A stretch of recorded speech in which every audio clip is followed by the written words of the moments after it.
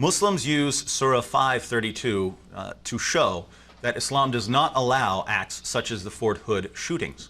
And interestingly, they completely rip it out of context. They ignore the verses that come before it. They ignore the verses that come after it. And they even take out parts of the verse itself in order to deceive people into thinking that this verse prohibits and condemns killing. Now, the reason this is so disturbing is now it's even being put out without without giving a reference, so that no one can even look it up. And not just on private blogs or in conversation, but from major media organizations. This is according to CNN. A Muslim named Arslan Iftikhar wrote an article. It was published on CNN. The article is titled, "Murder Has No Religion." And he begins. This is the only evidence he gives. He begins, "Most of the world's 1.57 billion Muslims know that the Holy Quran states quite clearly that anyone who kills a human being, it shall be as though he has killed all of mankind. If anyone saves a life, it shall be as though he has saved the lives of all mankind." Notice how he quotes this passage, because think about what the passage actually says when I quote it to you. As he has described it for his Western readers who aren't familiar with the Quran, the passage reads, "Anyone who kills a human being, it shall be as though he has killed all mankind." So anyone who kills someone, it is as though he killed all mankind. This is what the Quran teaches. So if you're a Fort Hood shooter, should you be killing anyone? No, anyone you kill, it's as if you're killing all mankind, and you obviously shouldn't kill all mankind. Now, when we are given a passage, we have to consider various things. One, we certainly want to consider what the verse actually says, rather than the verse as it's been altered and dissected by Muslim propagandists in the West. And also, we want to consider the context. What is the point of the verse? What came before it? What came after it? These are the things we want to look to. And when we look to this context for this passage, it means the exact opposite of what this Muslim is saying it means. First of all, let me just give to you what the actual verse itself says before he altered it and took parts out. This is what the verse actually says. "For this reason did we prescribe to the children of Israel." Notice what this says. This isn't saying, "and we have revealed to you Muslims." This is saying that this is a law that was given to the Jews, the children of Israel, and this comes from the Talmud. Interestingly, it's not a revelation from God at all. It's a comment by a Jewish rabbi.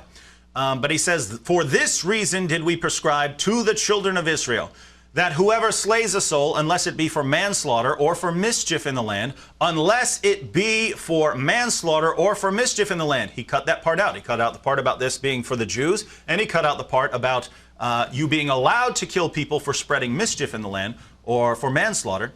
"It is as though he slew all men, and whoever keeps it alive, it is as though he kept alive all men." And certainly our apostles came to them with clear arguments, but even after that, many of them certainly act extravagantly in the land. So just by looking at what the verse actually says, again, he didn't give us the reference so that people can't look it up. So if you don't know what the reference is, you're just stuck. But when we include the actual context, we see, one, that this was meant for the Jews, and two, that it doesn't say if you kill anyone, it's as if you killed all mankind. It says if you kill anyone, apart from these reasons for killing them, then it's as if you killed all mankind. Now, what happens when we consider the verses that come before it and the verses that come after it? This verse is sort of the conclusion of a passage about Cain and Abel. So Cain decided to kill Abel, and Abel says in the Quran, if you raise up your sword against me, I'm not going to raise up my sword against you. I will not defend myself if you come to kill me, Cain. Now, think about that. Can Muslims apply this situation to themselves? Can they say, this situation applies to us? Of course they can't. Of course they can't. Muslims believe they can defend themselves, and that if someone is coming to kill them, they can raise up their swords to defend themselves. So I don't see how a Muslim can ever apply this passage to Muslims in general, and they wouldn't want to, except for the fact that they can misuse the conclusion of this verse. So that's what we have, and Cain, of course, kills Abel, and then a bird comes and teaches Cain how to bury Abel. And then we have the verse about Allah prescribing for the children of Israel based on this situation, that if anyone slays someone, unless it's for manslaughter or for making mischief in the land, it'll be as if he has killed all mankind. And now we've considered the context before, and let's consider the verse after. The punishment of those who wage war against Allah and His apostle and strive to make mischief in the land is only this, that they should be murdered or crucified, or their hands and their feet should be cut off in opposite sides, or they should be imprisoned. This shall be a disgrace for them in this world, and in the hereafter they shall have a grievous chastisement. So here we have a passage that is clearly applied to Muslims. The very next verse, so this man quotes 532, says, this condemns killing anyone. What does the very next verse say? The punishment of those who wage war against Allah, so you're fighting against Islam, you're fighting against Muslims, and strive to make mischief in the land if you're causing problems in Muslim lands. The punishment for this is that they should be murdered or crucified, or that their hands and feet are cut off, or that they be imprisoned. Think about this. Because when we go to the commentators, we find out what these terms mean, what it means for spreading mischief in the land. Spreading mischief in the land can apply to all things, all kinds of things. Spreading Christianity or Judaism among Muslims, apostasy.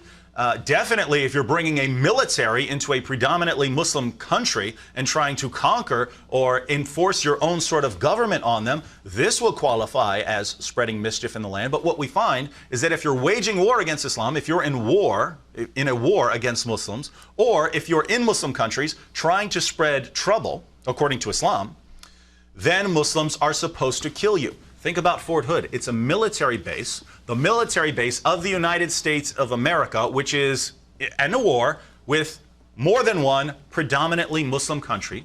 The people who were killed were mostly people who are about to be deployed to these Muslim countries to go and, according to Islam, spread mischief, enforce the will of the United States in these countries.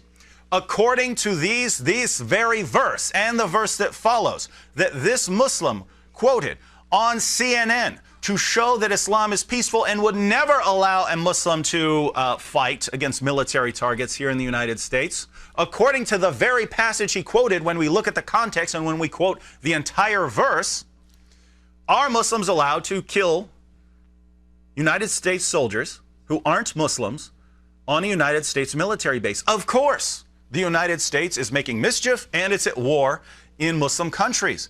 The very passage he's quoting specifically declares that a Muslim can kill these people. And Muslims twist it and make it sound as if this passage says that you can't. This is outright deception, and they get away with it not just in one-on-one conversations, but on the major media networks. And if you inform the media of this, if you call up CNN and say, let me tell you what this passage actually says, hey, read the entire verse, not how he misquoted it.